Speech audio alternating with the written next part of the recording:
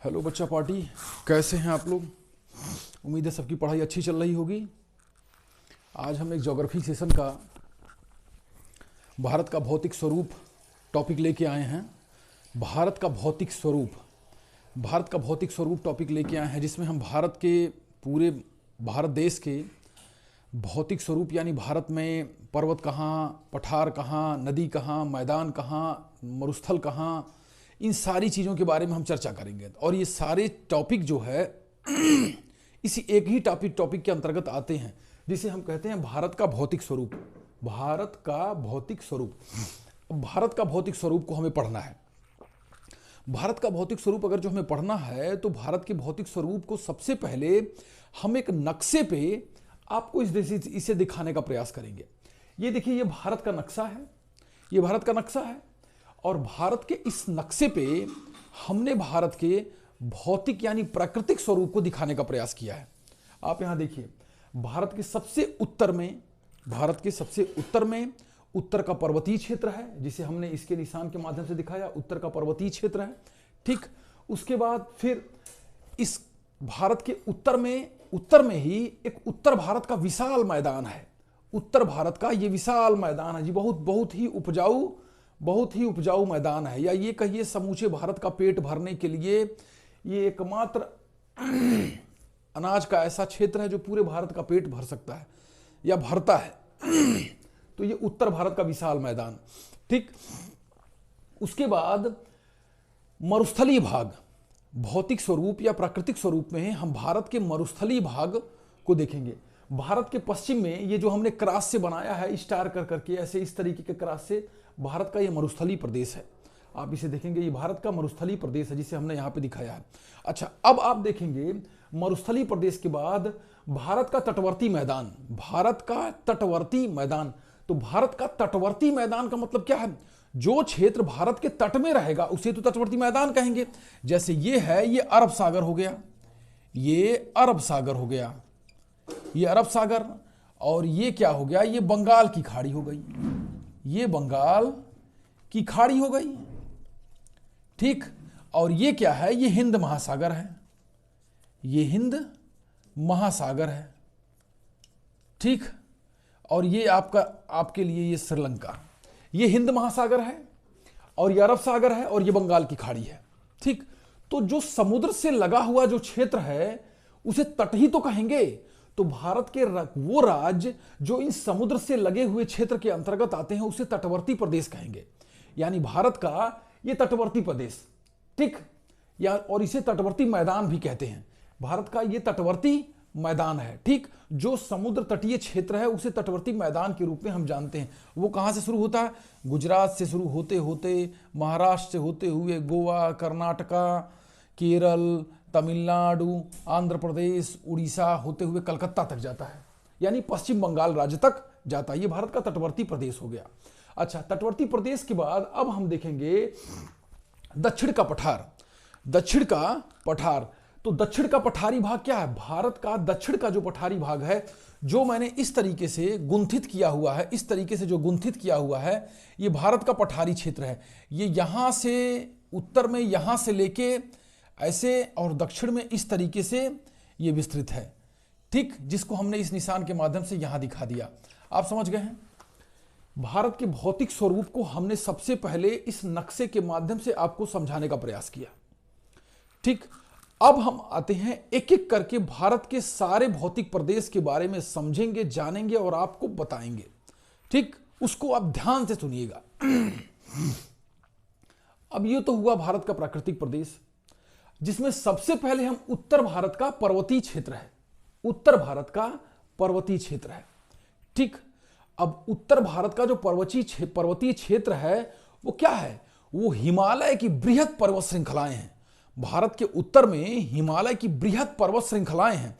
अब इन बृहद पर्वत श्रृंखलाएं जो हैं, भारत के उत्तर में जो बृहद पर्वत श्रृंखलाएं हैं, ये पूरे के पूरे भारत के उत्तरी क्षेत्र को जो है प्राकृतिक रूप से एक सीमा प्रदान करती हैं। भारत को प्राकृतिक रूप से एक सीमा प्रदान करती हैं, जिसके चलते भारत के उत्तर में स्थित रूस देश से रूस देश के साइबेरिया से आने वाली जो ठंडी हवाएं हैं जो बड़ी खतरनाक हैं, अगर जो भारत में आ जाती तो भारत का क्षेत्र भी शीत मरुस्थल बन जाता। यहाँ पे कहीं मैदान उदान या कहीं कोई उपजाऊ क्षेत्र नहीं था, सब की सब बर्फ की परत हो जाती।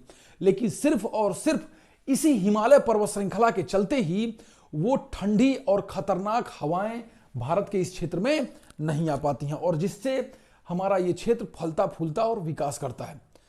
तो इसलिए ये जो हिमालय का पर्वतीय क्षेत्र है उत्तर का, ये हमारे लिए बहुत ही महत्वपूर्ण है, हमारे लिए हर हाल में बहुत ही महत्वपूर्ण है। ठीक, अच्छा, अब हम आते हैं, पर्वतीय प्रदेश हो गया, उसके बाद उत्तर के विशाल मैदान को देखेंगे। उत्तर के विशाल मैदान, उसके बाद फिर मरुस्थल, उसके बाद तटवर्ती मैदान, फिर दक्षिण का पठार, इतने सारे क्षेत्र हैं। हमारी कहानी शुरू हो गई है उत्तर के पर्वतीय प्रदेश से, यानी हिमालय के पर्वतीय क्षेत्र से। अब जब हम नाम ले रहे हैं हिमालय के पर्वतीय क्षेत्र से, तो फिर प्रश्न ये उठता है कि ये हिमालय कैसे स्थित हुआ यहां पे, यानी हमारे उत्तर में हिमालय आया कहां से।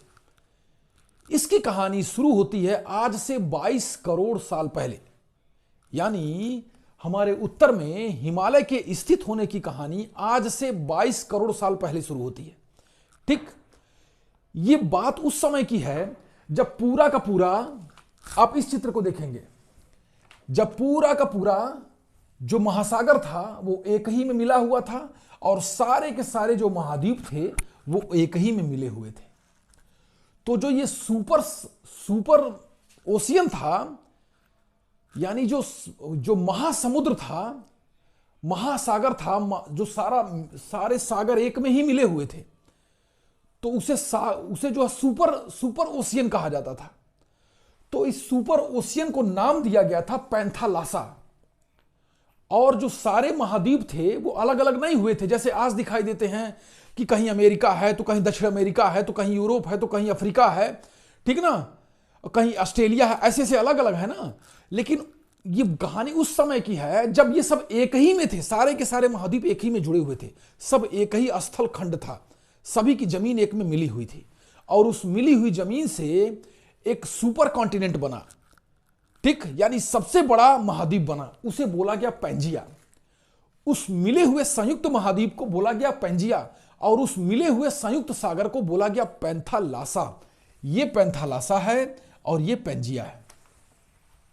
ठीक, अच्छा, इस प्रक्रिया के बाद ये उस समय की बात है जब पृथ्वी अपने निर्माण की प्रक्रिया में थी और धीरे धीरे ठंडी हो रही थी, और ठंडी होने के बाद पृथ्वी पे धीरे धीरे इन स्थल रूप और इन महासागरों के निर्माण की प्रक्रिया चल रही थी।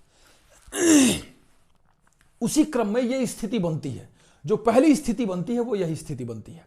अच्छा, पृथ्वी के ऊपर का हिस्सा, जो ऊपर की परत थी, वो तो ठंडी हो चुकी थी, लेकिन पृथ्वी के अंदर जो है वो तप्त लावा था।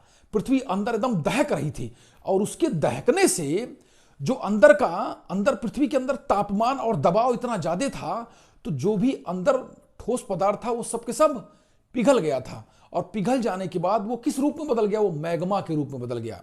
वो पृथ्वी के अंदर जो पदार्थ है वो मैग्मा के रूप में बदल गया, और उस मैग्मा के चलते जो लगातार ताप है वो बढ़ रहा था, और तापमान बढ़ने से धरती की जो ऊपरी परत थी, पृथ्वी की जो ऊपरी परत थी उस पर लगातार दबाव बन रहा था, और अंदर से एक बल लग रहा था। इसी बल के परिणाम स्वरूप ये हुआ कि ये भाग अलग हो गया और ये भाग अलग हो गया, और ये दोनों तरफ एक करंट लगती है। पृथ्वी के अंदर से जब तापमान बढ़ा होता है तो एक तरीके की तरंग चलती है, उसे बोलते हैं संवहनीय तरंग। तो उसी संवहनीय तरंग के परिणाम स्वरूप ये हिस्सा इधर हो गया, और उसी संवहनीय तरंग के परिणाम स्वरूप ये हिस्सा इधर हो गया। यानी ये जो पैंजिया का हिस्सा था ये दो भाग में बंट गया। पैंजिया क्या हुआ, जो पैंजिया का संयुक्त यानी जो एकदम संयुक्त हो चुका, सारे महाद्वीप एक ही में मिल चुके थे, उस महाद्वीपीय हिस्से पे पृथ्वी के आंतरिक भाग से एक दबाव पड़ रहा था, जिससे जो संवहनी तरंगों के माध्यम से पृथ्वी की जो प्लेटें थी उन पे लगातार दबाव बना रहा था, और जो कमजोर हिस्सा प्लेटों का पड़ा वहीं से प्लेट टूट गई, यानी वो स्थलखंड टूट गया। टूटने के बाद वो ये स्थिति बनती है। जब स्थलखंड टूटा तो ये स्थिति बनती है। ये कहानी 20 करोड़ साल पहले की है, यानी 22 करोड़ साल पहले पैंजिया था और पैंथालासा था, लेकिन जो है 20 करोड़ साल पहले ये दो भाग में बट गया। कैसे बटा? पृथ्वी के अंदर से तप्त लावे के अंदर से एक संवहनी तरंग चलती है। उस संवहनी तरंग ने धरातल के ऊपरी हिस्से पे दबाव बना, और दबाव जब नीचे से दबाव पड़ता है तो दबाव के परिणाम स्वरूप क्या हुआ, ये दोनों हिस्से अलग हो गए। एक हिस्सा उत्तर चला गया और एक हिस्सा दक्षिण चला गया। तो उत्तर वाले हिस्से को कह दिया गया अंगारा लैंड, और दक्षिण वाले हिस्से को कह दिया गया गोंडवाना लैंड। उत्तर वाले को कह दिया गया अंगारा लैंड और दक्षिण वाले को कह दिया गया गोंडवाना लैंड। ठीक, जो हमने यहां दिखाया है, देखिए ये अंगारा लैंड हो गया और ये गोंडवाना लैंड हो गया। अच्छा, इस अंगारा और गोंडवाना लैंड के बीच में इसी अंगारा और गोंडवाना लैंड के बीच में एक सागरी खड्ड था। एक सागर था जो खड्डे के रूप में था, ठीक ना, या ये कहिए एक सागर था। उस सागर को कहा जाता था टेथिस सागर। उस सागर को कहा जाता था टेथिस सागर, ये हमने यहां लिखा। उस सागर को कहा जाता था टेथिस सागर। अच्छा, अब होता क्या है कि जो पृथ्वी के अंदर से पृथ्वी के ऊपरी परत पे दबाव बनाने वाली जो शक्ति थी वो तो काम ही कर रही है। इसलिए काम कर रही है क्योंकि पृथ्वी के अंदर का जो भाग है वो अभी भी एकदम गर्म है, वहां बहुत ज्यादा तापमान है, और उस तापमान के चलते जो संवहनी तरंग है वो लगातार चल रही हैं, और उन तरंगों के प्रभाव के परिणाम स्वरूप जो पृथ्वी की प्लेट है उसके ऊपर दबाव पड़ रहा है। तो वो लगातार प्लेटें ना धीरे धीरे वो गति कर रही हैं, उन दबाव होने के चलते वो धीरे धीरे गति कर रही हैं। तो ये प्लेटें क्या हुई, ये जो दक्षिण का हिस्सा है, ये जो दक्षिण का गोंडवाना लैंड का हिस्सा है, ये लगातार उत्तर की तरफ खिसकने लगा। ये लगातार उत्तर की तरफ खिसकने लगता है, और लगातार उत्तर की तरफ जब खिसकने लगता है तो धीरे धीरे धीरे करोड़ों साल की प्रक्रिया के बाद लगभग 16 करोड़ साल पहले ये जो हिस्सा है, ये गोंडवाना का हिस्सा, यही हिस्सा जाके यूरोपियन प्लेट में ऐसे ही लड़ जाता है। यूरोपियन प्लेट में, जैसे समझिए ये यूरोपियन प्लेट है और ये गोंडवाना लैंड है। ये हिस्सा लगातार ऊपर खिसक रहा है, और एक दिन जाके ये यहां पे ऐसे लड़ता है। और जब कोई चीज लड़ती है ना, जैसे आटे को आप लीजिए और आटा लीजिए और आटे को दोनों तरफ से दबा दीजिए। जब आटे को दोनों तरफ से दबा देंगे तो क्या होगा, जो आटा नरम है ना, तो वो हिस्सा क्या होगा, वो ऊपर उठ जाएगा। जब आटे को दोनों तरफ से आप दबाते हैं तो दबाने के परिणाम स्वरूप आटे का जो बीच का हिस्सा है वो ऊपर हो जाएगा। यही स्थिति बनी थी हिमालय के निर्माण के समय भी। जब ऊपर यूरोपियन प्लेट थी, ऊपर का जो हिस्सा था ये यूरोपियन प्लेट थी, और नीचे क्या है, नीचे गोंडवाना लैंड था। अच्छा, ये गोंडवाना लैंड जो है पृथ्वी के आंतरिक बल के प्रभाव से लगातार ये प्लेट आगे की तरफ बढ़ रही थी, और आगे बढ़ते बढ़ते जाके यूरोपियन प्लेट से टकरा जाती है। और जब यूरोपियन प्लेट से टकराती है तो उसी तरीके की स्थिति बनती है, जैसे आप आटे को दोनों तरफ से दबा दीजिए तो बीच का हिस्सा ऊपर उठ जाता है। तो जो ये टेथिस नाम का सागर का हिस्सा था, ये जब ये दोनों प्लेटें टकराई तो इस सागर के हिस्से का जो मलबा था, जो मिट्टी था, जो उसके अंदर जो भी कचरा था, वो सारा का सारा ऊपर उठ गया। वो सारा का सारा क्या हुआ, ऊपर उठ जाता है, और ऊपर उठ जाने के प्रभाव स्वरूप हिमालय का निर्माण हो जाता है।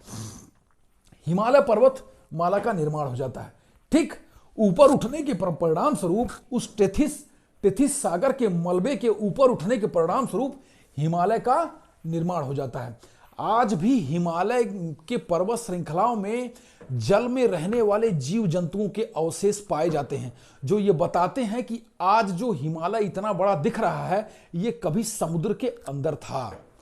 ठीक ना, आज जो ये हिमालय इतना बड़ा दिख रहा है ये कभी समुद्र के अंदर था।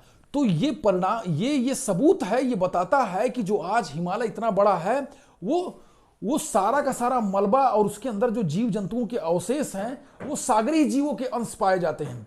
ठीक, जो ये प्रमाणित करते हैं कि हिमालय टेथिस सागर के मलबे के द्वारा ही बना। अच्छा, अब हिमालय तो बन गया, अब हिमालय बन गया। अब हिमालय बन जाने के बाद अब हम हिमालय को अलग अलग कैटेगरी में बांट के उसको समझते हैं और उसको आपको बताते हैं। आप ध्यान से सुनिएगा। ठीक, अब देखिए, अब इन चीजों की आवश्यकता नहीं है, ये मैं आपको बता चुका हूं, अब मैं इसे मिटा देता हूं। ठीक, अब जैसे ही हिमालय पर्वत श्रृंखला का जब निर्माण पूरा हो जाता है तो उसके बाद हिमालय की कई पर्वत श्रृंखलाएं बनती हैं। हिमालय की कई पर्वत श्रृंखलाएं बनती हैं, आप भी जानते होंगे। एक में एवरेस्ट पर्वत श्रृंखला बनती है, एवरेस्ट पर्वत बनता है जो दुनिया का सबसे ऊंचा पर्वत श्रृंखला है। उसी प्रकार कुछ ऐसी पर्वत श्रृंखलाएं हैं जो कम ऊंची हैं, जिसके अंतर्गत पर्यटन स्थल आ जाते हैं। ठीक, कुछ और हिमालयी क्षेत्र है जिसके अंतर्गत पामीर का पठार या ऐसे जो है एकदम से शीत मरुस्थलीय क्षेत्र आ जाते हैं। लेकिन यहां पे हम क्रमवार समझेंगे। ठीक, क्रमवार एक एक चीज को हम ध्यान से समझेंगे। अच्छा, अब यहां आप ध्यान दीजिए कि हिमालय बन चुका है। अब हिमालय को हम समझने के लिए, जैसे ये हिमालय हुआ, ये हिमालय हो गया। ठीक, अच्छा, अब इस हिमालय को हम 4 भाग में बांटते हैं। हिमालय को हम अध्ययन के लिए 4 भाग में बांटते हैं। ठीक, एक ये और एक ये और एक ये। ठीक, अच्छा, ये जो है इस हिमालय को, जो ये वाला हिमालय है, जो हमने ये हिमालय बनाया, जो नंबर 1 जिसे नंबर 1 लिखा, इसको बोलते हैं ट्रांस हिमालय। इसे बोलते हैं ट्रांस हिमालय। क्या बोलते हैं इसे बोलते हैं ट्रांस हिमालय। ठीक ना, ट्रांस हिमालय। ठीक, ट्रांस हिमालय का मतलब पार, यानी हिमालय के, जैसे समझ लीजिए ये हिमालय पर्वत है, तो हिमालय पर्वत के इस पार का जो हिस्सा है उसे ट्रांस हिमालय कहते हैं। ट्रांस हिमालय, ठीक है ना। हिमालय पर्वत के जो पीछे का हिस्सा है उसे ट्रांस हिमालय कहते हैं। ट्रांस हिमालय कहते हैं, ये हिमालय के निर्माण से पहले ही ये पर्वत श्रृंखला बन चुकी थी।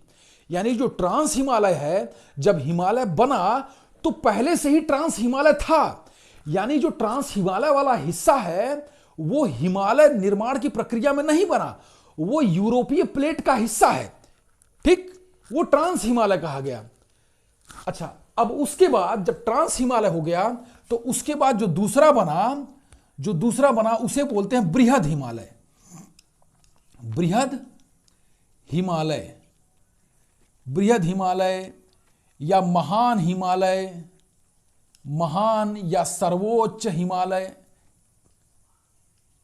ठीक ना, या सर्वोच्च हिमालय, ऐसे कई नाम से इसको जानते हैं। ठीक, अच्छा, एक चीज आपको बताते हैं, जो ये ट्रांस हिमालय है, इसका निर्माण 16 करोड़ साल पहले हुआ था। जो ट्रांस हिमालय है ये 16 करोड़ साल पहले बना। जो ट्रांस हिमालय है वो 16 करोड़ साल पहले बन चुका था।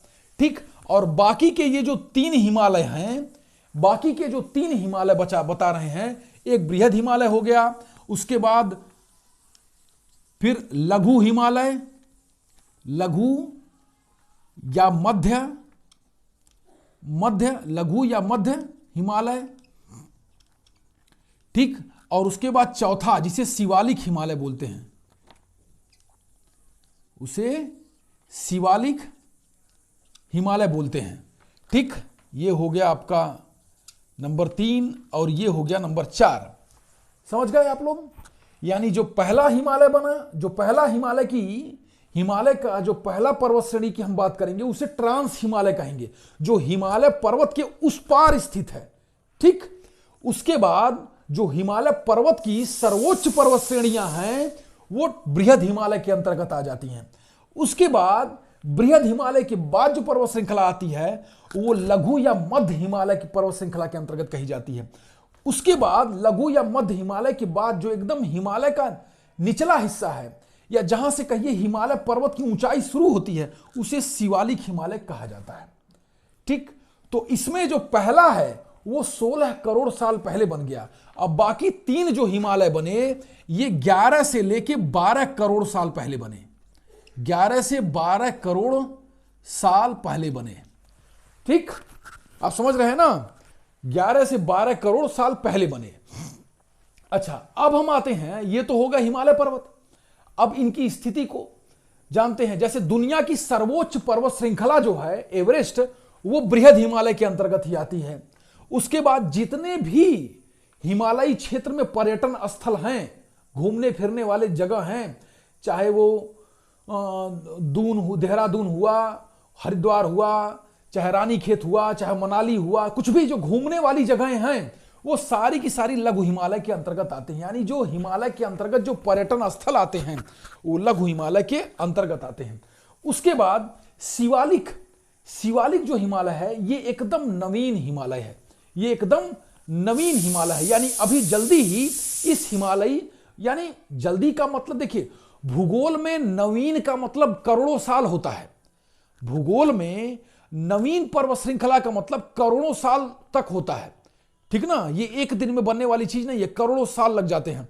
ठीक, अच्छा, अब ये जान लीजिए, लेकिन उस श्रृंखला में भी ये सबसे नवीन पर्वत श्रृंखला माना जाता है। हिमालय की सबसे नवीन पर्वत श्रृंखला वो शिवालिक हिमालय है। ठीक, अच्छा, अब हम इसको मिटाते हैं और फिर इसके एक एक हिस्से के बारे में आपको बताते हैं। ठीक, देखिए,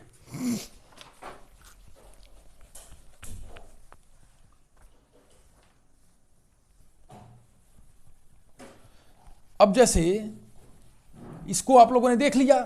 अब जैसे बृहद हिमालय है, हम उसको जानेंगे।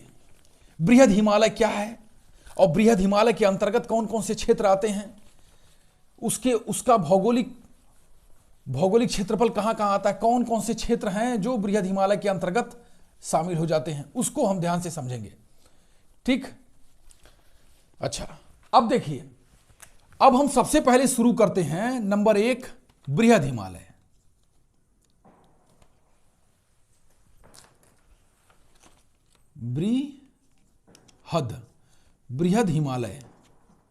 बृहद हिमालय या महान हिमालय या सर्वोच्च हिमालय, से कई नाम से जानेंगे। अच्छा, बृहद हिमालय को कितने भाग में बांटेंगे? बृहद हिमालय को बांटेंगे 4 भाग में। बृहद हिमालय की सबसे ऊंची चोटी है काराकोरम।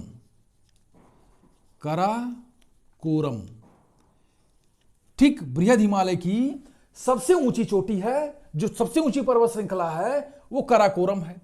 काराकोरम के बाद जो दूसरी सबसे ऊंची है वो है लद्दाख पर्वत श्रृंखला। ठीक, उसके बाद जास्कर पर्वत, फिर उसके बाद चौथी है पीर पंजाल। अच्छा, अब आप समझिए, जो बृहद हिमालय का क्षेत्र है उसे 4 भाग में बांटते हैं। बृहद हिमालय का जो सबसे उत्तरी पर्वत श्रृंखला है वो काराकोरम है। ठीक, वो काराकोरम है। अच्छा, उसके बाद लद्दाख पर्वत आ जाता है, उसके बाद जास्कर पर्वत आ जाता है, उसके बाद पीर पंजाल आ जाता है। अब हम इसे थोड़ा सा डायग्रामेटिकल फॉर्म में समझेंगे। ठीक, एक डायग्राम के रूप में आपको समझाएंगे। जैसे अब देखिए, जो भारत का ये उत्तरी क्षेत्र है, भारत का जो उत्तर का पर्वतीय क्षेत्र है, इसी उत्तर के पर्वतीय क्षेत्र में जो सबसे उत्तर का भाग है, ठीक, इसे काराकोरम कहेंगे। क्या कहेंगे? इसे काराकोरम कहेंगे। ठीक, काराकोरम पर्वत श्रृंखला कहेंगे। इसी काराकोरम पर्वत श्रृंखला पे ही सियाचिन है। ठीक ना, इसी काराकोरम पर्वत श्रृंखला पे ही सियाचिन नाम का ग्लेशियर है। अच्छा, ग्लेशियर मतलब हिमनद मतलब हो गया बर्फ की नदी। ठीक, अच्छा, ये सियाचिन ग्लेशियर जहां पे भारतीय सेना की तैनाती की जाती है, वो एकदम सफेद सा कपड़ा पहने रहते हैं और एकदम बर्फ में ढके हुए होते हैं, वो सियाचिन ही जगह है। ठीक, तो वो कहां है? वो कराकोरम पर्वत श्रृंखला में पड़ता है।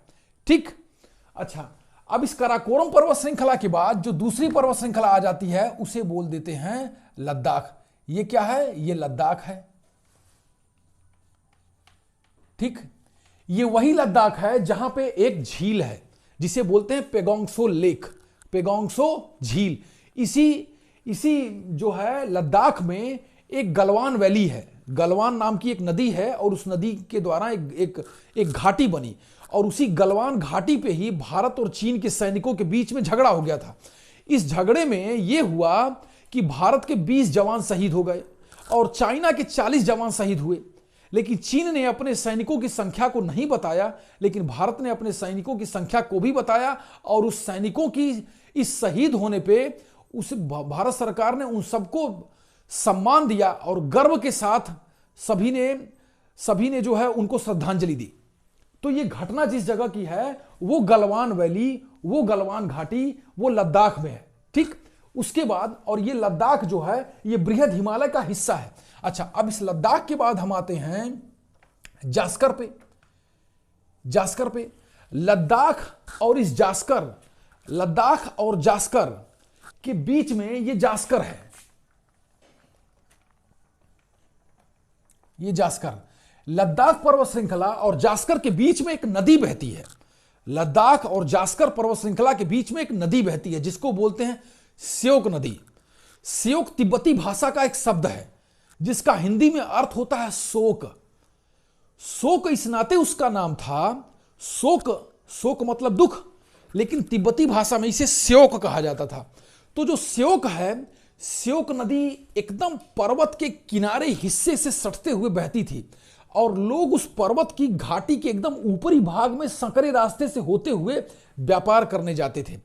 तो बहुत सारे लोग व्यापारी जब लद्दाख के जाते थे व्यापार करने, तो बहुत सारे व्यापारी उस स्योक नदी में ऊपर से सकरे मार्ग से होके गिर के मर जाते थे और मर जाने के चलते वो शोक जो है शोक देने वाली नदी कहा गई और शोक से स्योक नदी बन गई। ठीक, तो ये नदी लद्दाख पर्वत श्रेणी और जास्कर पर्वत श्रेणी के बीच में बहती है। उसके बाद आते हैं पीर पंजाल। ठीक, पीर पंजाल पर्वत श्रेणी, ये पीर पंजाल पर्वत श्रेणी है। पीर पंजाल पर्वत श्रेणी का विस्तार जो है पाकिस्तान के कश्मीर में भी है, जिसे पीओके बोलते हैं, वहां तक है। इसे पीर पंजाल